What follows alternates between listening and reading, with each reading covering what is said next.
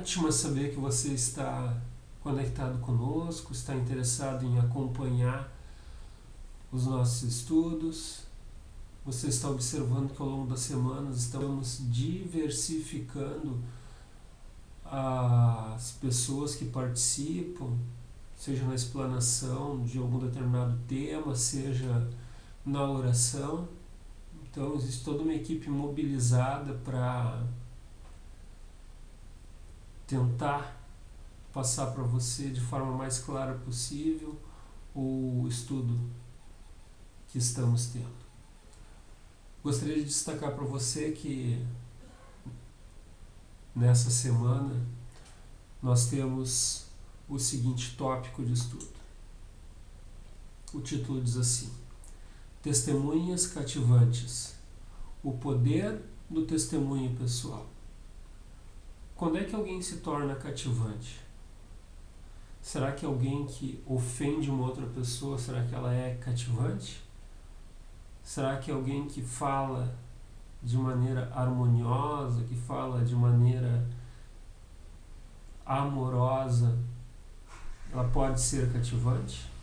Então é possível observar que a questão do procedimento pessoal, ou seja, do testemunho pessoal, é algo fundamental para que a gente consiga conduzir alguém nos caminhos de Deus.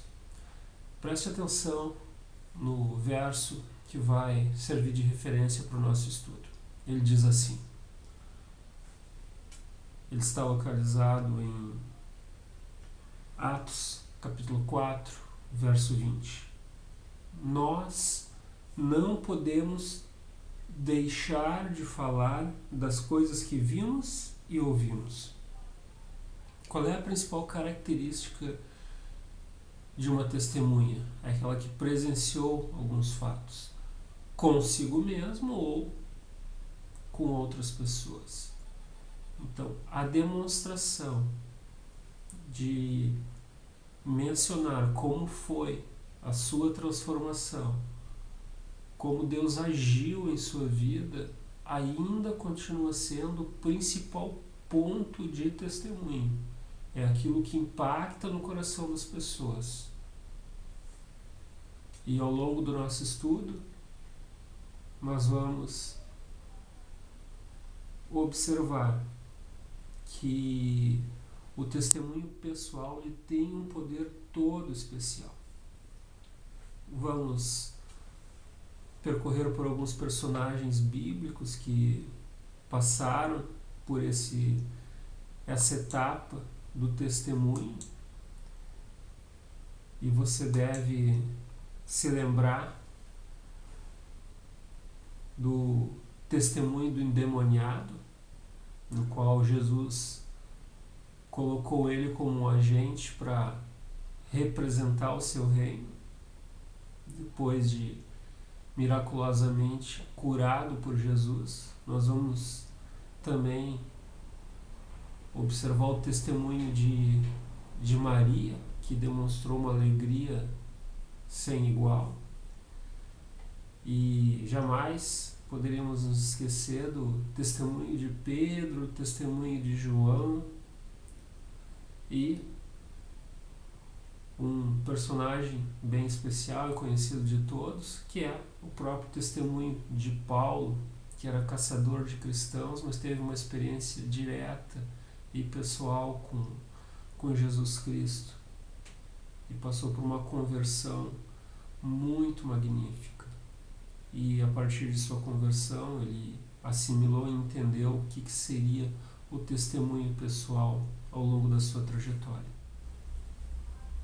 E agora, diante de mais 2 tópicos, o nosso professor, que tem se mantido presente nas últimas semanas e vai nos acompanhar também ao longo dessa semana, o professor Jorge Coelho, vai nos demonstrar 2 temas: testemunhas improváveis, o que significam as testemunhas improváveis, qual é o valor que elas têm e por que Deus escolhe às vezes esse tipo de testemunha.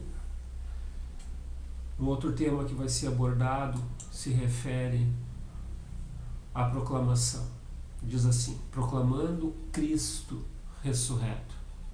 Por que é importante anunciar a figura de Jesus Cristo não apenas como aquele que foi sacrificado na cruz?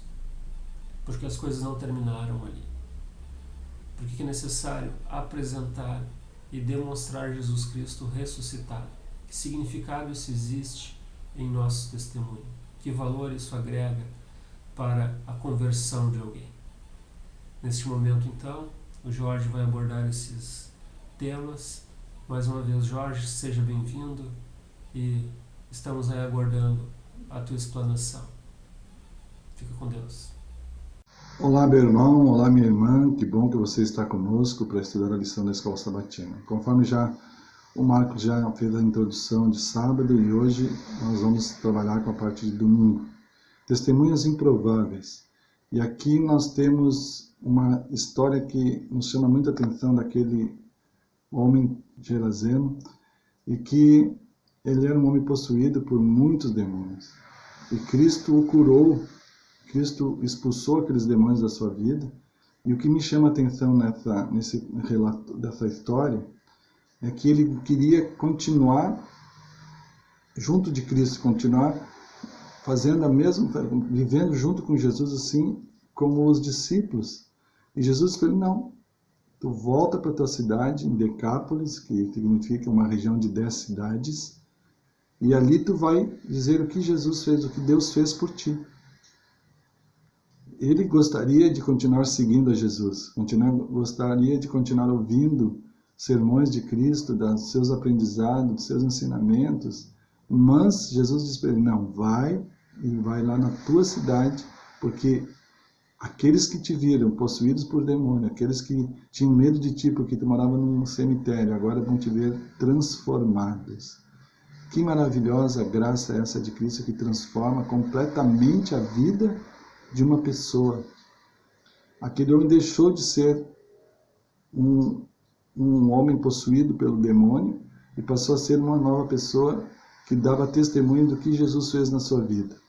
Lá na parte bem lá embaixo na lição diz assim: Deus muitas vezes usa improváveis testemunhas, as quais são transformadas por sua graça para fazer a diferença em nosso mundo. Essa pessoa certamente não era a pessoa que as outras que viviam ali, que conheciam ela, esperavam uma transformação de vida. Mas quando Jesus passa na vida de alguém, ele transforma, ele modifica completamente a vida daquela pessoa. E ele agora continua, imagina o grande poder de testemunhar que ele tinha, de falar o que ele era e o que Jesus fez na sua vida. Segunda-feira, nós temos aqui uma outra história muito legal, que é de Maria Madalena, e junto com Maria, mãe de Jesus, que foram ao túmulo na domingo pela manhã. E Jesus não estava mais lá porque ele tinha ressuscitado. E elas saíram dali, e no caminho Jesus encontra Maria Madalena e manda que ela avise os discípulos, e assim também a Pedro, que ele tinha ressuscitado e ia se encontrar com eles. Qual foi a reação dos discípulos que me chama a atenção? Eles não acreditaram em Maria Madalena. Levando em consideração a cultura da época, nós poderíamos dizer que a mulher não tinha muita credibilidade naquele tempo.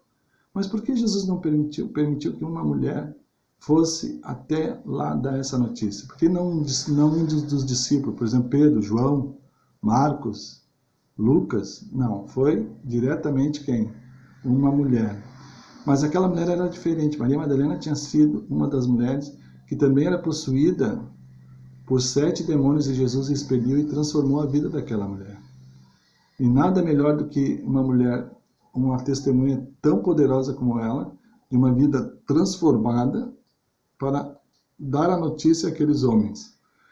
Mesmo que eles, por causa da cultura, não acreditaram em princípio de que era verdadeiramente Jesus tinha ressuscitado, até porque Jesus tinha falado durante o tempo todo que esteve com os discípulos de que o Filho do Homem sofreria, morreria na cruz e no terceiro dia ressuscitaria. Eles tinham esquecido disso, ou o medo que eles estavam de estar sozinhos, porque Jesus tinha morrido, Eles não creram naquele testemunho tão poderoso de Maria Madalena. E aqui na lição, lá embaixo diz assim: portanto, se os próprios discípulos de Jesus não acreditaram imediatamente, não devemos ficar surpresos se outros não aceitarem de imediato nossas palavras.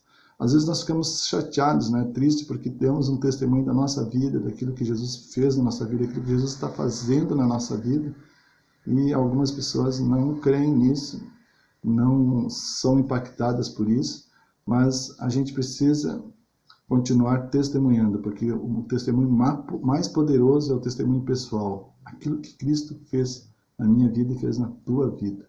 Que Deus nos abençoe, que Deus continue dirigindo, transformando cada dia a nossa vida. Ok, mais uma vez os nossos agradecimentos diante dessa explicação, uma explicação coesa, clara, que com certeza contribui bastante para o nosso crescimento e entendimento desse estudo. Pois bem, dando continuidade aqui ao nosso projeto de inserir pessoas diferentes para conversar conosco referente a um determinado tópico do nosso estudo. Nessa semana nós teremos a participação do Everton. Ele vai nos falar sobre o tema Vidas transformadas fazem a diferença. Por que a transformação ela faz a diferença? Esse conteúdo, então, vai ser explanado aí pelo Everton. Everton, seja bem-vindo. Que Deus te abençoe. Nesse momento, tudo contigo. Olá, queridos irmãos, tudo bem com vocês? Estou aqui em minha casa, participando do belo projeto desenvolvido pelo Marcos, que é de juntos estudarmos e recapitularmos a lição. Vou falar um pouquinho com vocês sobre a lição de terça-feira, que fala sobre vidas transformadas fazem a diferença. Você deve conhecer alguém que foi ou está em processo de transformação após ter um encontro com Jesus. Não é diferente os personagens bíblicos que a lição está falando dessa semana, que em algum momento tiveram contato com Cristo e as suas vidas foram transformadas.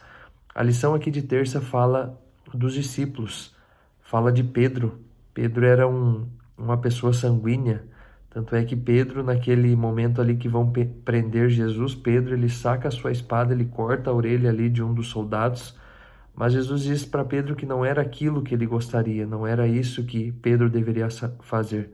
Mas Pedro, assim como muitos de nós, era uma pessoa impetuosa, uma pessoa às vezes que falava sem pensar, agia sem medir as consequências.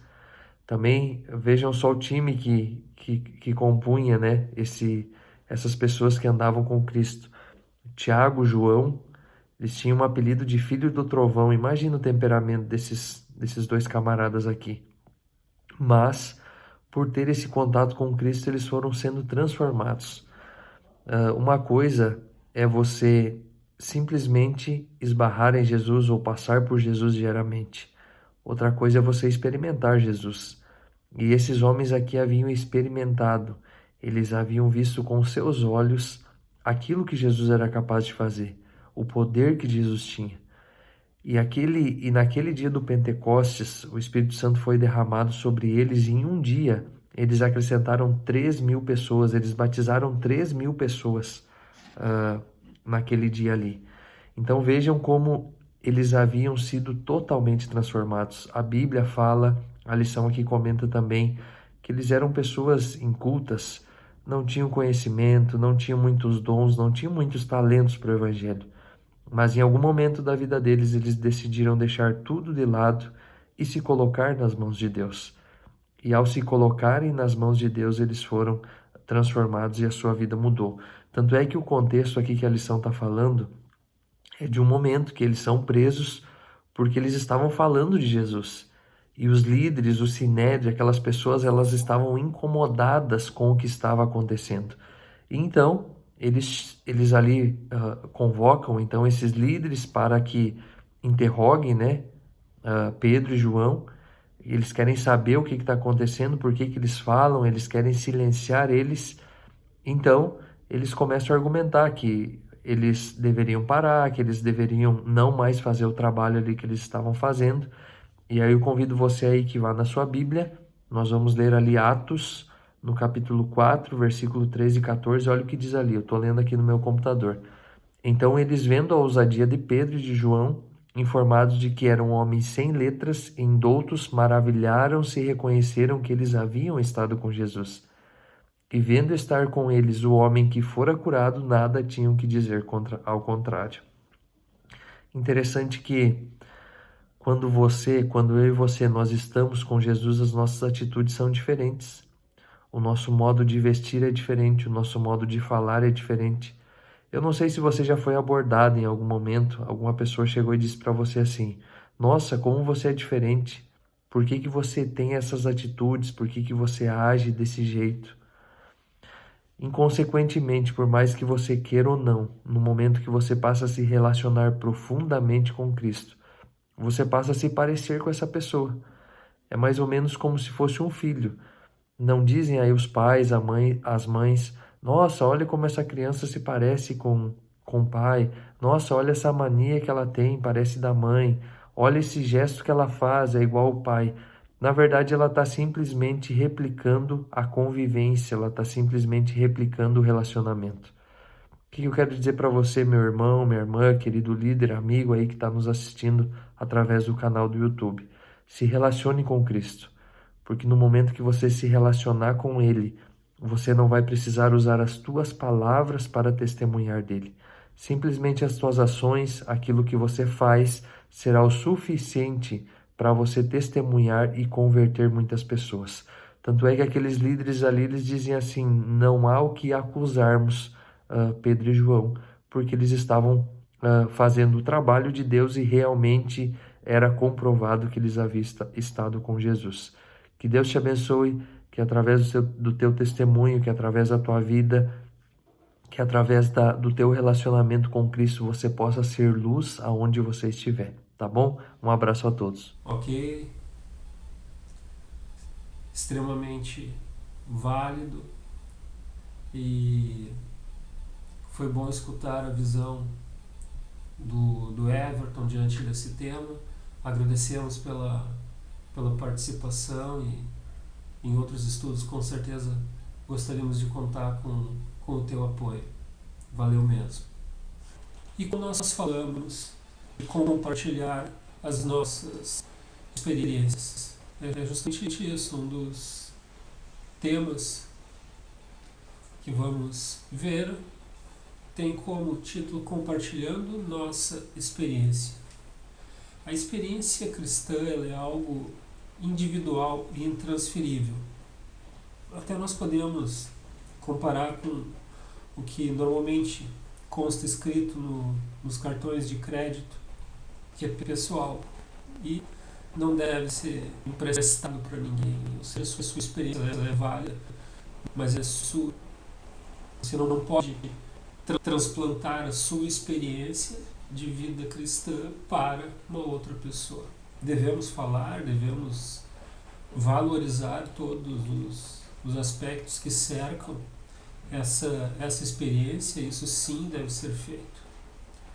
E quando nós paramos para pensar no exemplo de Paulo,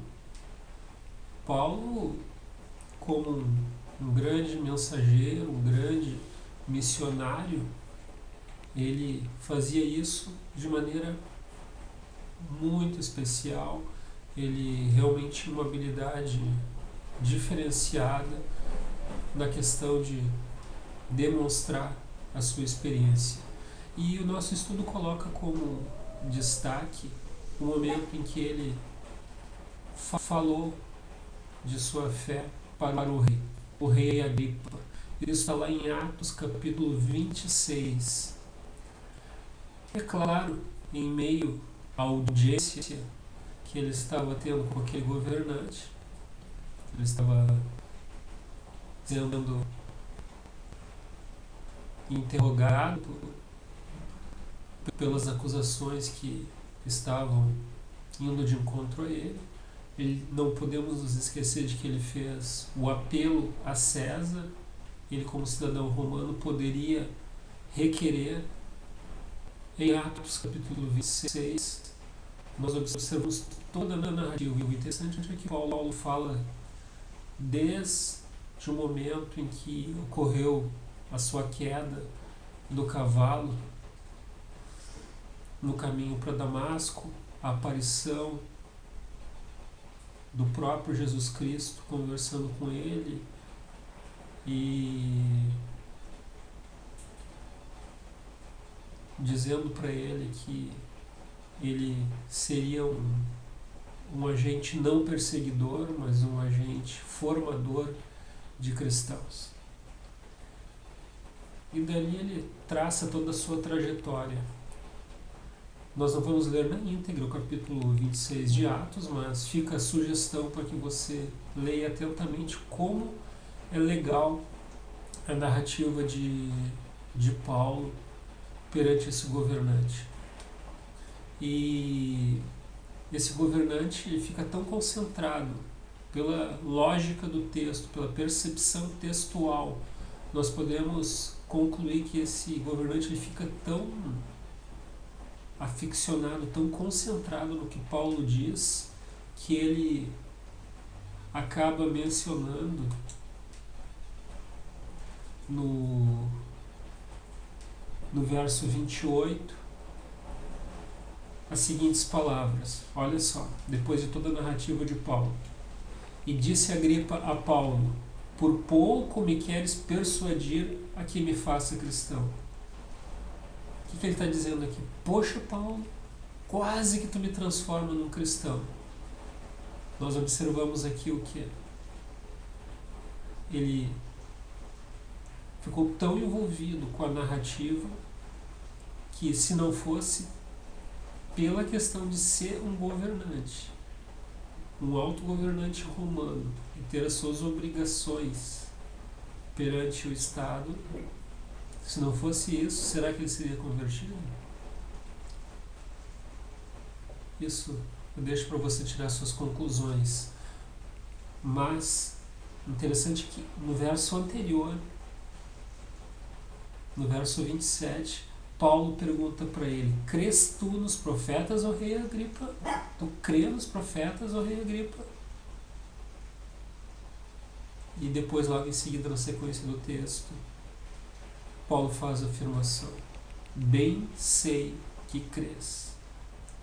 E o interessante é que Agripa não faz uma menção negativa, sinal de que ele tinha sim uma crença religiosa. Quando nós falamos em decisão, a Bíblia deixou claro aqui qual foi a decisão desse rei, desse governante, diante de toda a narrativa de Paulo. Até que ponto as pessoas que nós transmitimos a verdade, elas estão preparadas e habilitadas para se desligar das suas crenças anteriores e fazer uma conexão com a crença autêntica, com base no testemunho verdadeiro, o poder de um testemunho pessoal. Outras pessoas podem falar de como nós éramos, como nós conhecemos a Cristo e como nós estamos. Mas nada vale mais do que você mesmo falar daquilo que aconteceu com você. Assim como no exemplo que observamos de Paulo, ele falou de sua trajetória, ele falou de sua vida, ele falou de sua transformação. E cada um tem a sua história, cada um tem o mecanismo pelo qual conheceu a palavra de Deus. E com base nesses aspectos, nós podemos dizer que quando nós fazemos uma comparação E o mérito não está na comparação que nós fazemos, nos achando que, considerando que éramos maus e agora somos bons, éramos assim e agora somos de tal jeito. Mas a questão é justamente valorizar a capacidade transformadora de Jesus. Quando observamos alguns personagens bíblicos que tiveram contato com o próprio Jesus, tentem se lembrar de como eles chegaram perante Jesus e como eles saíram depois do encontro com Jesus. Tente prestar atenção nesses aspectos e, com base nisso, tente fazer uma autoanálise de como você era e de como você é. Mas lembrando sempre que o mérito não está em nós. O mérito está exclusivamente no poder transformador de Jesus. Suponha que você tenha apenas 3 minutos para falar de Cristo para uma determinada pessoa.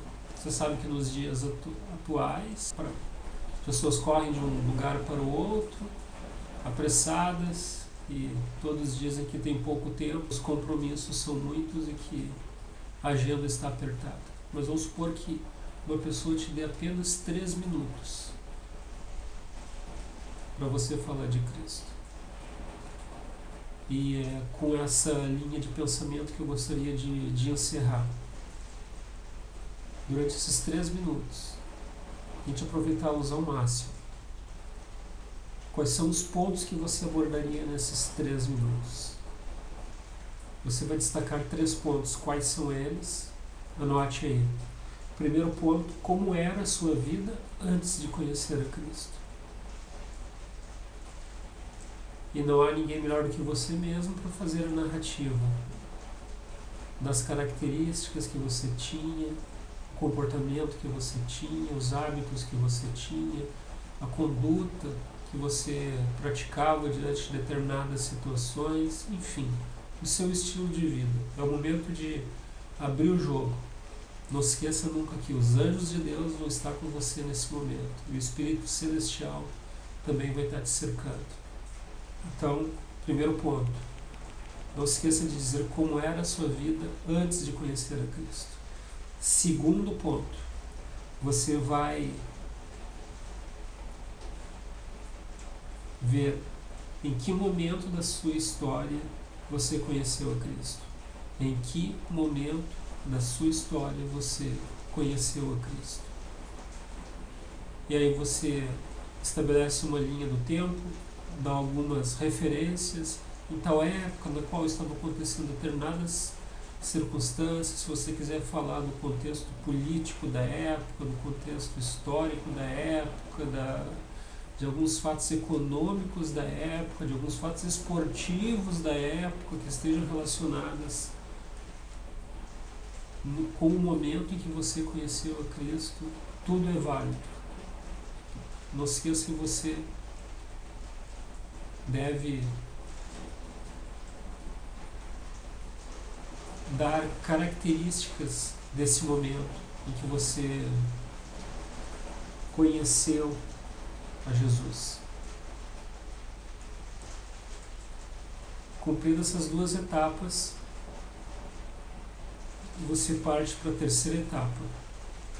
A terceira etapa consiste em deixar bem claro que diferença Cristo fez na sua trajetória. E aí você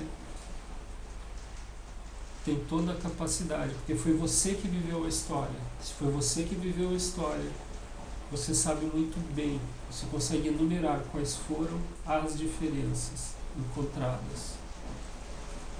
E é justamente nesse momento que vem o comparativo do antes e do depois. Normalmente as marcas de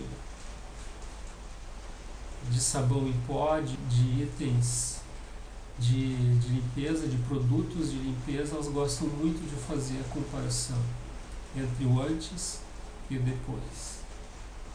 Uma determinada roupa que estava com manchas, suja, e após o processo de utilização de um determinado produto, ela fica limpinha, bonita, com uma aparência fantástica.